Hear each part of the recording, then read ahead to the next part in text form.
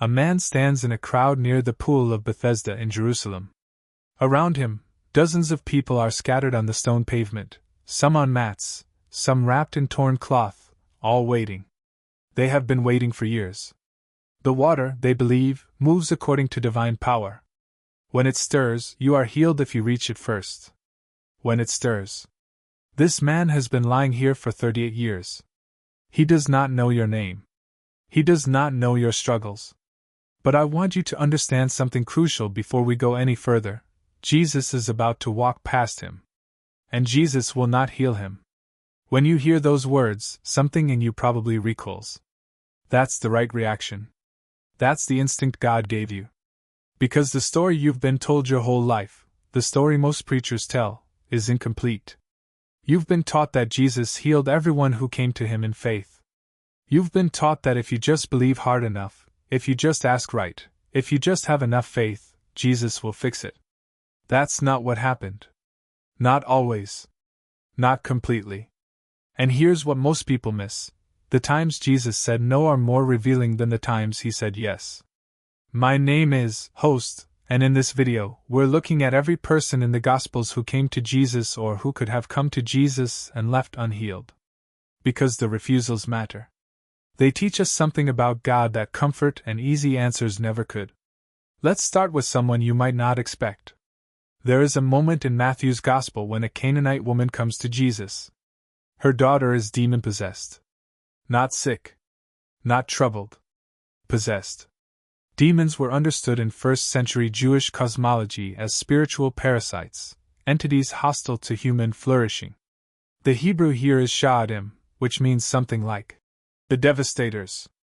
You can imagine the desperation of a mother watching her child, physically and spiritually tormented day and night.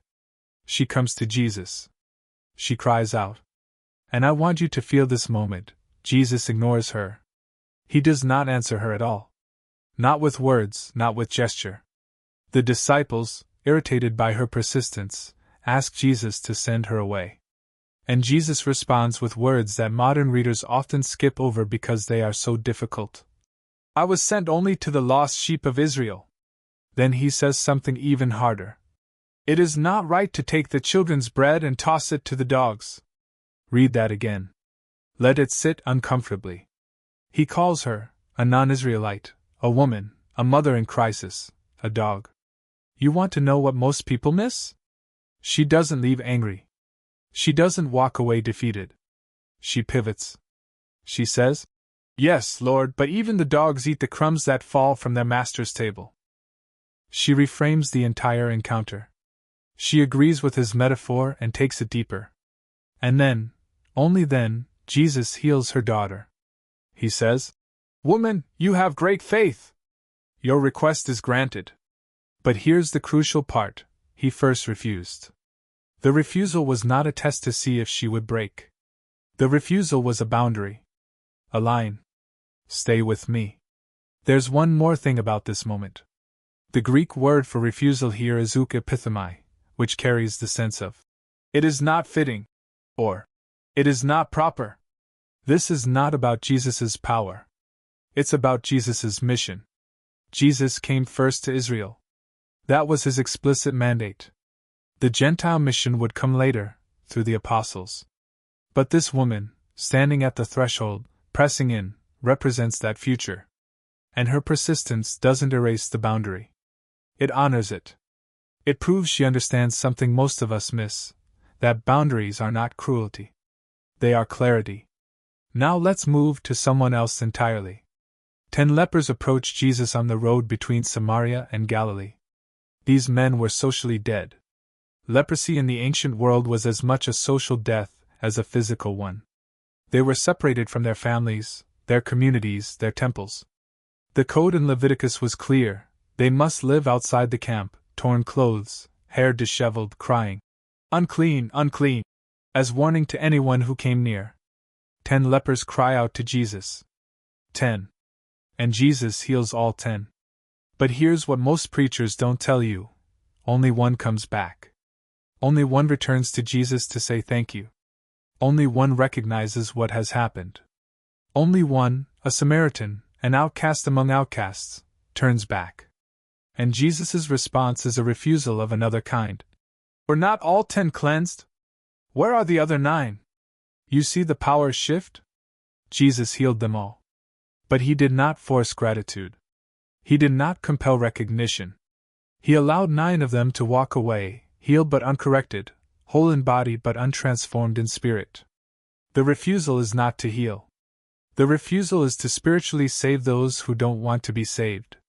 Jesus says to the one who returned, "Your faith has made you well." Not just healed. Not just cleaned. Made well. Completely restored. Pay attention to this. The other 9 got their bodies back. Only the one who returned got his life back. Now we come to something harder. There's a man by the pool of Bethesda, the same man we met at the opening. 38 years of illness. He's been waiting for decades for the water to move, for someone to help him reach it first. Jesus approaches him and asks a question that seems strange. Do you want to get well? 38 years, and Jesus asks if he wants to be well. Why would Jesus ask that? Why not just heal him? Here's what most people miss. This man may not have known how to be well. His entire identity had fused with his sickness. His community had fused with his sickness. The money given to him was given because he was sick. The attention he received was because of his condition. Wellness would mean starting over. It would mean redefining yourself from the ground up. It would mean losing your excuse. That's terrifying. The man responds, and notice this, he doesn't say yes. He makes an excuse. Sir, I have no one to help me into the pool when the water is stirred. While I am trying to get in, someone else goes down ahead of me. Jesus doesn't argue with him. He simply says, "Get up! Pick up your mat and walk." And the man does. But notice, Jesus doesn't ask permission. He doesn't wait for the man to say he's ready. Jesus simply commands. Because sometimes you need someone outside your situation to refuse to accept your narrative about yourself. Here's what the historian Josephus tells us about Jewish culture in the 1st century. There were expectations about healing. There were rituals. There were reasons why things happened. If you were sick, it was often assumed you or your parents had sinned. Illness was a consequence. Healing was a restoration of right relationship with God and community. So when Jesus heals the man at Bethesda, he's not just fixing a biological problem. He's interrupting an entire theological and social system. And yet there are people he doesn't heal. There's a passage in Luke, and you need to hear this one, where Jesus goes back to his hometown of Nazareth. He stands up in the synagogue, reads from Isaiah, and announces, "Today this scripture is fulfilled in your hearing." He is claiming to be the Messiah, the Anointed One, the one who came to proclaim good news to the poor, freedom for the prisoners, recovery of sight for the blind. And the people reject him. They say, "Is not this Joseph's son? We know who he is. We know his family." And then Jesus does something extraordinary. He says, "Surely you will quote this proverb to me, 'Physician, heal yourself.' And you will tell me, 'Do here in your hometown what we have heard that you did in Capernaum.' Then, and here is the refusal, he says, 'I tell you the truth, no prophet is accepted in his own hometown.' And the text tells us, no one in the synagogue was healed. Not one. Not because the power wasn't there. The power was absolutely there. But because he refused to perform miracles for an audience that had already decided who he was. He refused to turn his healing power into a show for skeptical relatives and childhood acquaintances. Here's what nobody tells you: Jesus reserves the right to refuse. Let's talk about Lazarus. Jesus loves him. John tells us explicitly. Jesus loved Martha and her sister and Lazarus. These are his friends. They are people he visits. They invite him to their home. And Lazarus gets sick. Martha and Mary send word to Jesus. "Lord, the one you love is sick." Jesus receives the message. He knows Lazarus is sick. He knows his friends need him. He knows they are suffering. And he does something almost incomprehensible. When he heard this, Jesus said, "This sickness will not end in death. No, It is for God's glory so that God's Son may be glorified through it. Yet Jesus loved Martha and her sister and Lazarus. That yet is doing a lot of work. He loved them. And he stayed where he was. For 2 more days. While his friend got worse. While his friends got more desperate. While Martha and Mary slipped toward a grief they had not prepared for. The disciples asked Jesus, "Rabbi, a short while ago the Jews there tried to stone you, and yet you are going back?" But Jesus goes. He goes to the tomb. He weeps. And he raises Lazarus from the dead. But you understand what happened, yes? Jesus refused to keep Lazarus from dying. He allowed death to happen. He allowed suffering to happen. He allowed his friends to grieve. He allowed them to believe, for 4 days, that all was lost. Stay with me, because this is the hard part. The refusal to prevent suffering was the path to the greatest miracle. You want to know something most people miss? Josephus and the other first-century historians occasionally record stories of resurrections or resuscitations. But they are rare. They are extraordinary. They are remembered. When Jesus raises Lazarus, it becomes an escalation point. It becomes the event that convinces many people that he is the Messiah. But more than that, it becomes the event that convinces the Jewish authorities that he must die. If we let him go on like this, everyone will believe in him, and then the Romans will come and take away both our temple and our nation. The refusal to save Lazarus from death led directly to Jesus' own death. That's not a coincidence. That's the point. Now let's talk about someone who came to Jesus and left empty-handed. The rich young ruler. A man of wealth, status, and by all accounts, genuine spiritual hunger. He approaches Jesus with urgency. "Good teacher, what must I do to inherit eternal life?" Jesus tells him to keep the commandments. The man says he has since his youth. Jesus looks at him. And we're told, Jesus looked at him and loved him. Then Jesus says, "Go, sell everything you have and give to the poor, and you will have treasure in heaven. Then come, follow me." The man's face falls. He goes away sad, because he has great wealth. Now, you might think that's a refusal on the man's part. That's not what's happening here. Jesus is refusing to accept the man on the man's terms. The young ruler wants eternal life, but he wants it while keeping his identity as the rich one. Jesus refuses. He says, "No. If you want me, you have to release what you think defines you." The man chooses not to do that. But it wasn't because Jesus lacked power. It was because Jesus refused to be a part of the man's spiritual consumerism. You cannot add Jesus to your life like an accessory. You cannot keep your old kingdom and receive the new one simultaneously. Here's what that passage does to you if you actually hear it. It makes you realize that some of the times Jesus refuses, he's not refusing to help you. He's refusing your version of what help looks like. There's another refusal in the Gospels that might surprise you. When Jesus is arrested and hauled before the authorities, they mock him. They beat him.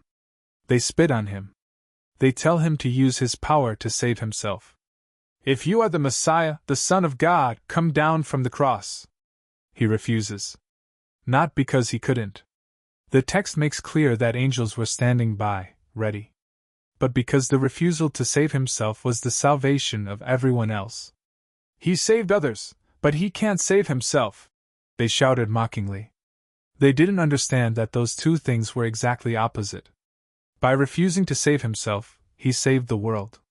That's the theological heart of the refusal. That's why it matters. So let me ask you directly, what does it mean that Jesus refused to heal the Canaanite woman's daughter until she pressed in? What does it mean that Jesus refused to restore the 9 lepers who didn't come back? What does it mean that Jesus refused to demonstrate power in his hometown when skeptics demanded proof? What does it mean that Jesus refused to prevent Lazarus' death? What does it mean that Jesus refused to accept the rich young ruler's spiritual shopping cart? The refusals reveal something about God's nature that the healings, by themselves, could not. The refusals say, God is not obligated to perform on demand. God is not a vending machine.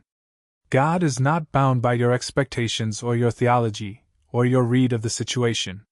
The Aramaic word that Jesus used in several of his healings is talithakom, which means more than rise. It carries the sense of awaken. Get up.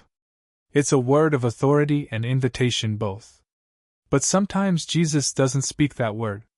Sometimes he allows you to stay asleep.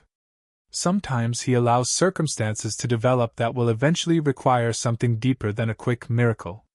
Sometimes he refuses. And you need to know that. You need to know that the refusals are not because he doesn't love you. The Canaanite woman was loved. Lazarus was loved. The man at Bethesda was loved. Their stories didn't stop with the refusal. The story continued. What if your story is like that right now? What if you're in a season where heaven seems silent? What if you've asked and the answer keeps being no? What if the thing you think should be healed remains broken? Here's what I'm asking you to consider. Maybe the refusal is not a sign of God's absence. Maybe the refusal is a sign of God's presence in a form you weren't expecting. Maybe God is refusing to let you stay where you are. Maybe God is refusing to accept your narrative about your own limitations.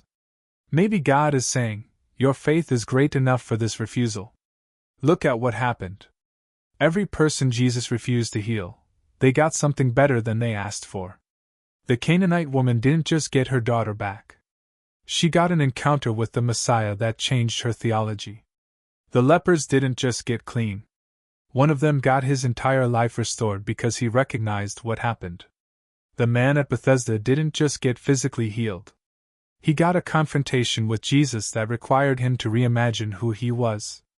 Lazarus didn't just come back from death. His resurrection became the sign that pointed everyone to Jesus' resurrection. The rich young ruler didn't get eternal life the way he wanted it, but his story has echoed through 2,000 years as the moment people realize that you cannot buy your way into the kingdom of God. And Jesus did not save himself from the cross. But in refusing to save himself, he saved everyone else. That's the pattern. That's what the refusals teach. So here are 3 things I need you to carry with you. First, God's power is not demonstrated only in yes. God's power is demonstrated in the wisdom to say no. When Jesus refuses to heal everyone immediately, he's not showing weakness. He's showing that he is not bound by your demand for proof. He is not obligated to perform. He is not your servant waiting on your command. He is God, which means sometimes his love looks like a refusal. Second, the times you don't get what you ask for are often the times you get something you actually needed. The Canaanite woman needed more than her daughter healed. She needed to understand that God's mercy extends beyond the boundaries she had been taught. The man at Bethesda needed more than his legs working.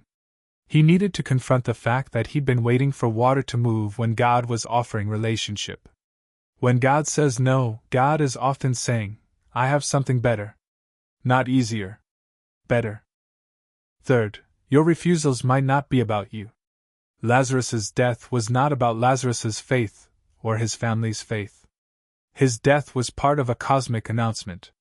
His resurrection pointed to Jesus' resurrection.